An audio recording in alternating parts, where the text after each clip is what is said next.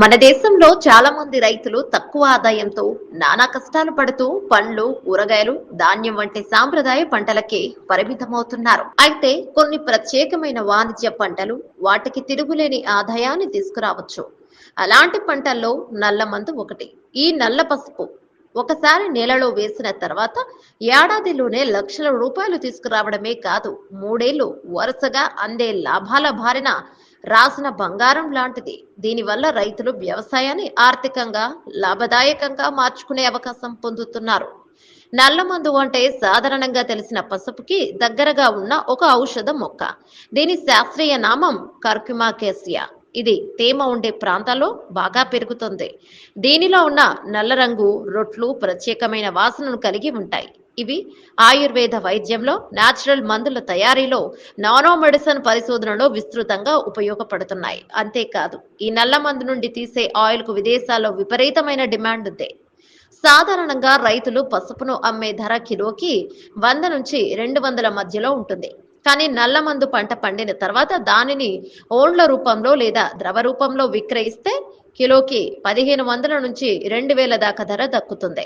మరి దీని ప్రాసెసింగ్ చేయించి నల్లమందు పిండి తయారు చేస్తే ఒక్కో కిలోకి 10,000 వరకు ధర వస్తుంది. విదేశీ మార్కెట్లలో మంచి నాణ్యత కలిగిన నల్లమందు రూట్ను 1 కిలోకు 2 లక్షల ధరకు కూడా కొంటున్నారు. ఇది ఖచ్చితంగా రైతులకు ఒక గేమ్ చేంజర్ అనే చెప్పాలి. 1 ఎకరా భూమిలో సరైన నిర్వహణతో నల్లమందు సాగు చేస్తే సుమారుగా 6 నుండి 8 టన్నుల వరకు దిగుబడి లభిస్తుంది. ఒకసారి మొక్క పెరిగాక దాదాపు 9 నెలల తర్వాత కోయవచ్చు. తర్వాత ఆ మొక్కలతో మళ్ళీ 2వ సంవత్సరం నాటి పెట్టవచ్చు. మొదటి సంవత్సరం పెట్టుబడి 40,000 నుంచి 60,000 వరకు వస్తుంది. కానీ లాభం 4 లక్షల నుంచి 8 లక్షల వరకు వస్తుంది. దాంతో పాటు ప్రాసెసింగ్ యూనిట్ ఉండి మార్కెటింగ్ బలంగా ఉంటే లాభం మరింత ఎక్కువ అవుతుంది. ఇప్పటికే దేశంలోని కొన్ని ప్రాంతాల్లో రైతులు దీనిని వినూత్నంగా సాగు చేస్తున్నారు. ఒడిశాలోని రైతులు, మధ్యప్రదేశ్లోని ఆదివాసీ గ్రామాలు, తెలంగాణలోని కొన్ని జిల్లా రైతులు నల్లమందు వల్ల తమ జీవితాలను మార్చుకున్నారు.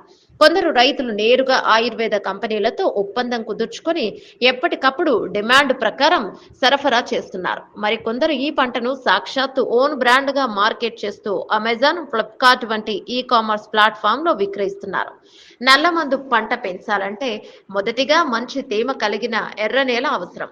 దీనికి సరిగ్గా నీటి సరఫరా ఉండాలి. విత్తనాల ఎంపిక చాలా ముఖ్యం.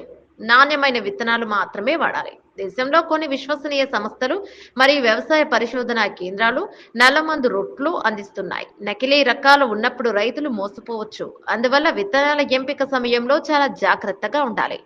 పంటలో పురుగు మందుల అవసరం తక్కువగా ఉంటుంది. దాదాపు ఒక ప్రకృతి పద్ధతిలోనే సాగు చేయవచ్చు. నల్ల మందులో ఉండే ప్రధాన ఔషధ గుణాల వల్ల ఇది క్యాన్సర్, శ్వాసకోశ సమస్యలు, చర్మ వ్యాధులు, మానసిక ఒత్తిడి వంటి అనేక వ్యాధులకు ఉపయోగపడుతోంది. అంతేకాకుండా దీనిలోనే న్యాచురల్ ఆయిల్ ఖరీదైన సౌందర్య ఉత్పత్తుల్లో, హెర్బల్ ఆయింట్మెంట్లలో వాడుతున్నారు. అంతర్జాతీయంగా దీనిపై పరిశోధనలు కూడా జరుగుతున్నాయి.